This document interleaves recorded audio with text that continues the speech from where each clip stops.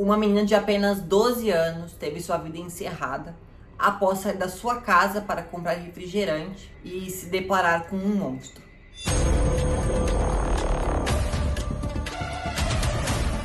Olá, damas e cavaleiros, tudo bem com vocês? Eu espero que sim, sejam bem-vindos ao meu canal, Dama da Noite. Para quem não me conhece, eu me chamo Carol. Aqui a gente conta casos criminais, solucionados ou não, principalmente brasileiros. Já vou pedir humildemente aqui, por favor, deixa o seu like e se inscreve, só para começar, já se inscreve.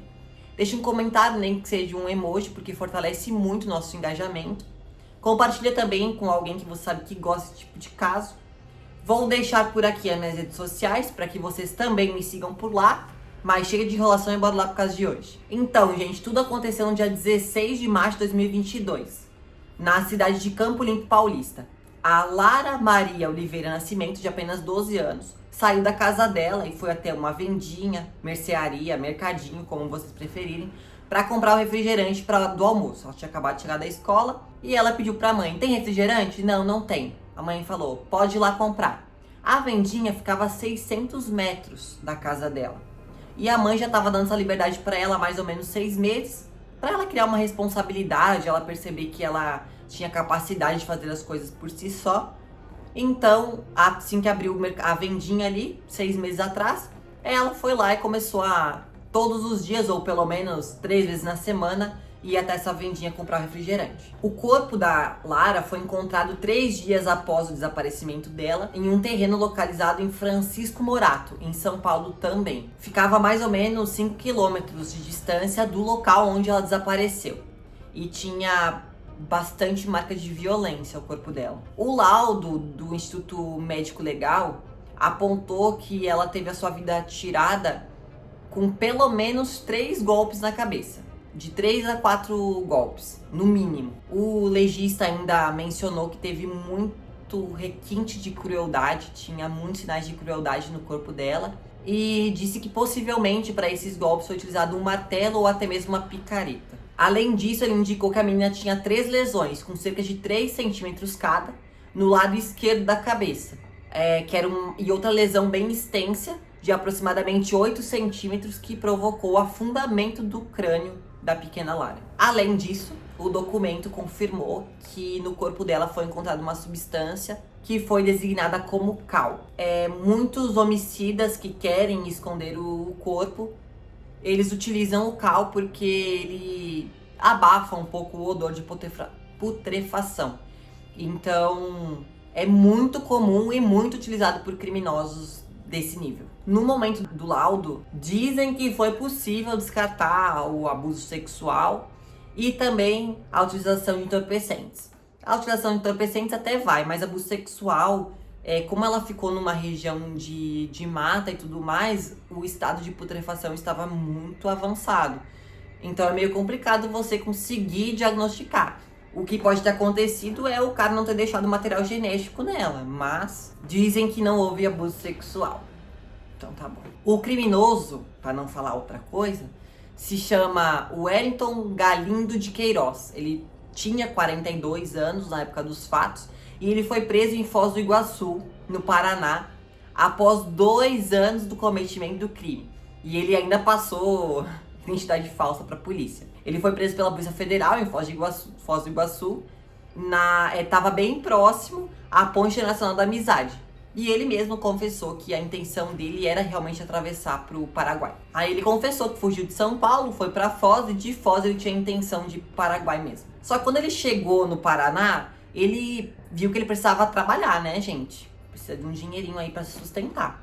Então, ele começou a fazer pequenos serviços, tipo marido de aluguel. Era tipo isso que ele fazia. Então, ele ficava fazendo esses pequenos serviços na residência dos outros. Ele utilizava o nome falso de Diego. Agora veja bem, presta atenção, tá? Além do mandado de prisão preventiva referente ao homicídio e estupro de vulnerável, porque até então o laudo disse que não tinha abuso sexual, mas ele está sendo acusado de estupro. tentativa, talvez, aqui fala estupro de vulnerável, que ocorreu em Campo Limpo Paulista, ele também tinha um mandado de prisão em aberto pelo crime de porte ilegal de arma de fogo, que foi expedido pela vara de execução do Tribunal de Justiça de Pernambuco. Então o cara era safado em todos os estados que ele passava, né? Ele foi considerado foragido desde o dia 28 de março de 2023, que foi quando se constatou que realmente tinha sido ele que cometeu o crime. E aí ele foi indiciado por homicídio e ato libidinoso. Então, as fontes divergem, né, entre estupro de vulnerável e ato libidinoso. O nome dele tinha sido incluído no rol de procurados da Interpol. E ele era tanto procurado na Delegacia de Investigações Gerais de Jundiaí, quanto pelo Departamento de Homicídios e de Proteção à Pessoa, o DHPP, e pela Polícia Federal. Então, tava todo mundo caçando ele. Como aconteceram as investigações? Graças a Deus tinha câmera de segurança pelo local ali perto da vendinha, nas casas, e acabou mostrando um veículo, que era um Peugeot cinza, aqueles Peugeot 308, sabe? 308, 307, enfim. Era um Peugeot.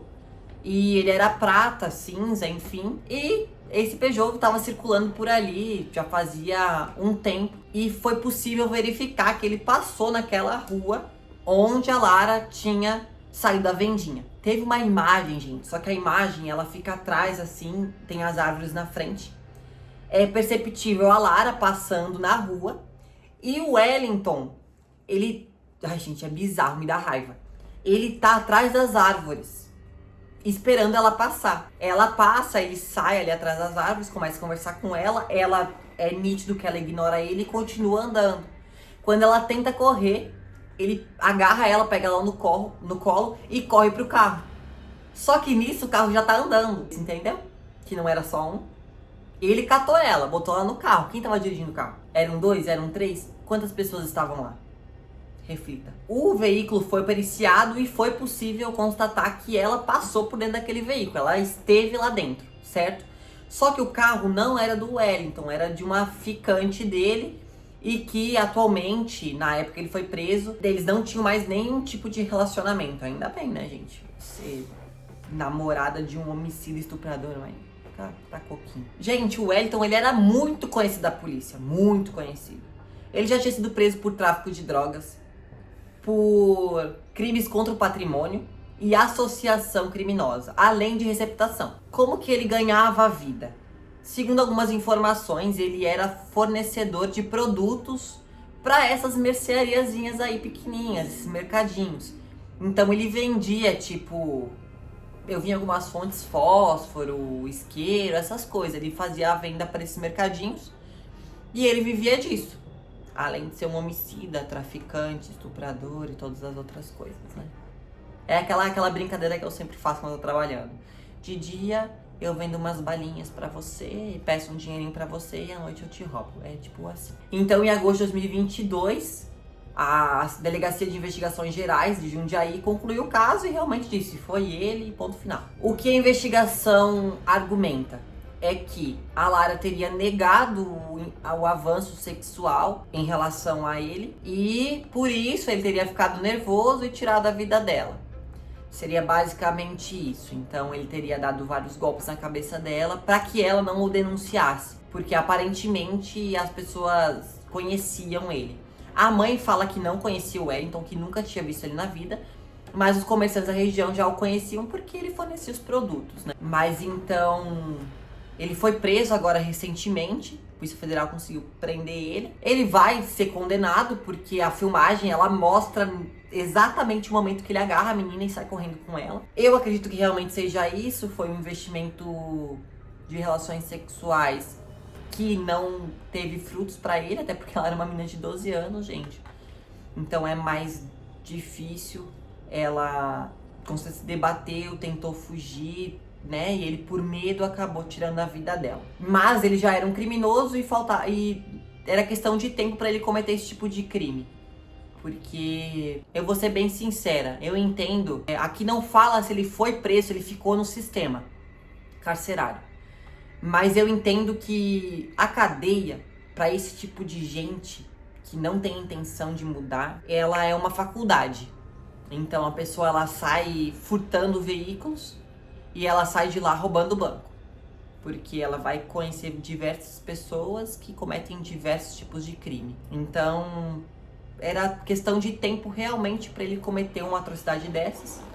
Quantas outras crianças ele não fez isso, né? Às vezes é só investigar um pouquinho, tem outros desaparecimentos e pode ser que tenha sido ele. Mas a gente sabe que, obviamente, ele não estava sozinho, porque ele sequestra ela, corre e o carro já sai andando, então obviamente tinha alguém dirigindo. E até se questionou se pudesse ser aquela questão de erro. Aquele caso da pequena Beatriz também, que ela tava andando de patins, não é patins, é... Ai, não lembro o nome daqueles negocinhos que bota no pé e sai andando. Aquele negócio ali. Ela tava andando e aí os traficantes confundiram ela com outra criança e acabaram tirando a vida dela. A polícia até cogitou essa hipótese, mas a família não tem problemas com ninguém, pessoas de bem, de igreja, ninguém da família tem problemas com o uso de drogas, nem tráfico de drogas, nem nada semelhante. Então, acredita-se realmente que foi questões sexuais. Mas eu espero que ele pague por todos os crimes que ele cometeu, não só o homicídio e o abuso, a tentativa que seja, já é uma qualificadora, né? Por ela ser menor de 14 anos, então já é uma qualificadora. Eu acredito que ele vai ficar, sim, um bom tempo na cadeia. Eu espero também, mas gostaria que você deixasse sua opinião sobre esse caso, que me revolta, porque o cara era um lixo e estava livre. E isso me indigna de uma forma gigantesca, porque a gente faz nosso trabalho, a gente leva eles e o judiciário vai lá e solta. Então é revoltante. Mas, enfim, deixem nos comentários o que vocês acham sobre esse caso, o que vocês sabem sobre isso. E por hoje é só, um beijo e até a próxima.